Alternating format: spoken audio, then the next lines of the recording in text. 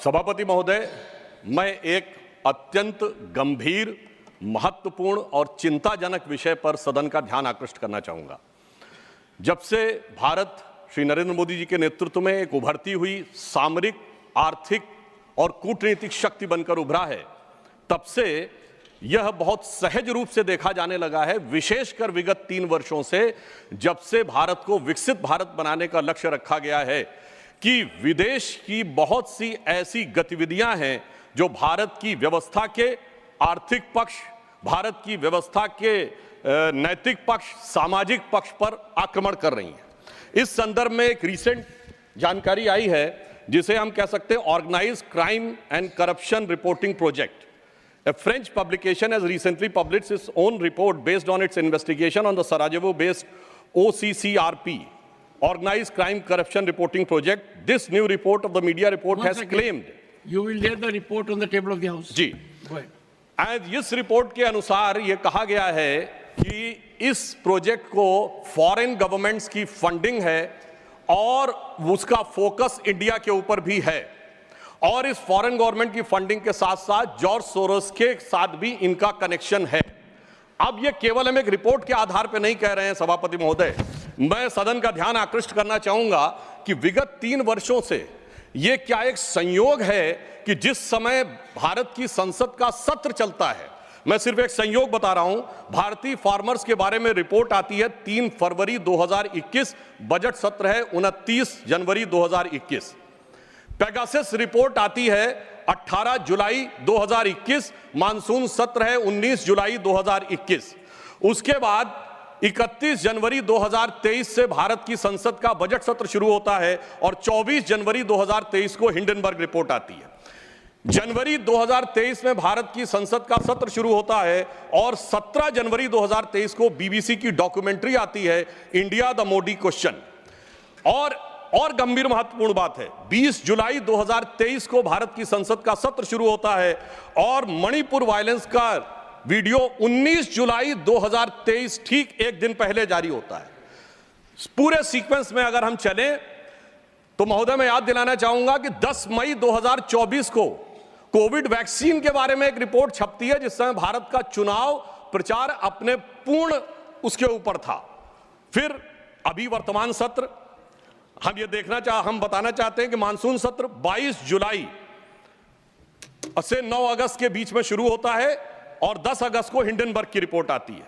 वर्तमान सत्र 25 नवंबर से प्रारंभ होता है और 20 नवंबर को अमेरिकन कोर्ट के एक अटॉर्नी की रिपोर्ट आती है एक बिजनेस हाउस के संदर्भ में। मैं सिर्फ देश के सामने बात रखना चाहता हूं।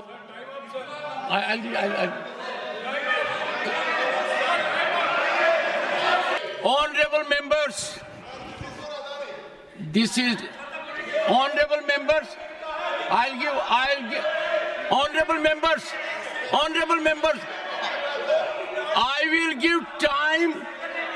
give time because listen to me. This is a very serious issue, and we need to have opinion from everyone this side.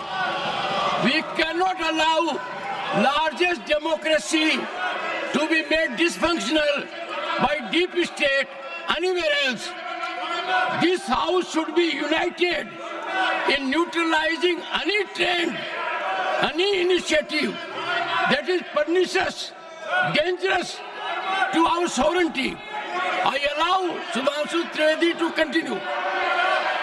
मैं सिर्फ ये बताना चाहता हूं कि विगत चुनाव भारत के राजनीतिक इतिहास के एकमात्र चुनाव थे जब विदेश में कोई रिपोर्ट नहीं, मैं विपक्ष के सदस्यों से कहना चाहता हूं, रिपोर्ट नहीं, भारत के इतिहास का एकमात्र चुनाव था जब विदेश की एक गवर्नमेंट ने, रशियन गवर्नमेंट ने ऑफिशियल स्टेटमेंट दिया कि भारत के चुनावों में विदेशी हस्तक्षेप हो रहा है। ऐसा भारत के इतिहास में कभी नहीं हुआ और इसके बाद दूसरी सरकार के द्वारा उसका खंडन किया गया। महोदय, मैं अपने विपक्ष के साथियों से पूछना चाहता हूं कि यह जान के हो रहा है या अनजाने में? अगर अनजाने में हो रहा है तो ईमानदारी से आइए और खुलकर चर्चा करिए। यदि जान के हो रहा है तो मैं अनुरोध करना चाहूंगा कि इसके ऊपर गहन जांच होनी चाहिए, क्योंकि निरंतर सभापति महोदय, मैंने कोई घटना कोट नहीं की है, मैंने केवल एक रिपोर्ट कोट नहीं की है, मैंने 3 वर्षों का सीक्वेंस दिया है और जो सदन में बैठ बैठा हुआ हर व्यक्ति इसके साथ अपने साथ बिल्कुल साफ साफ उसे देख सकता है। और मगर मैं यह भी कहना चाहता हूं सभापति महोदय कि जिन लोगों के दिल में यह ख्वाब है, यह बड़ी एक सहज स्वाभाविक सी बात है, जिन लोगों के दिल में यह ख्वाब है कि वो भारत को झुका लेंगे, तो मैं उनसे कहना चाहता हूं कि हम श्री नरेंद्र मोदी जी के नेतृत्व में जिस प्रकार से आगे बढ़ रहे हैं, ये मत सोचें कि विदेश से किसी चीज का आज प्रभाव पड़ने वाला। आज भारत अपने स्वाभिमान के साथ आगे बढ़ रहा है। मैं उन लोगों के लिए कहना चाहूंगा, सर, जो विदेश में जाकर यह विचार करते हैं, जो कहते हैं डिफेंडर्स ऑफ डेमोक्रेसी यहां क्यों नहीं कर रहे हैं? सर, डिफेंडर्स ऑफ डेमोक्रेसी जिनको कहते थे वो प्रधानमंत्री जी की तारीफ कर रहे हैं। इसलिए मैं कहना चाहूंगा, विदेश का लाभ लेकर, विदेश की छांव लेकर जो भारत में हो रहा है, उनके लिए एक पंक्ति कहना चाहूंगा कि अपने वतन पर सदियों तक है रही हुकूमत गैरों की, लेकिन कुछ चेहरों पर अब तक धूल है उनके पैरों की।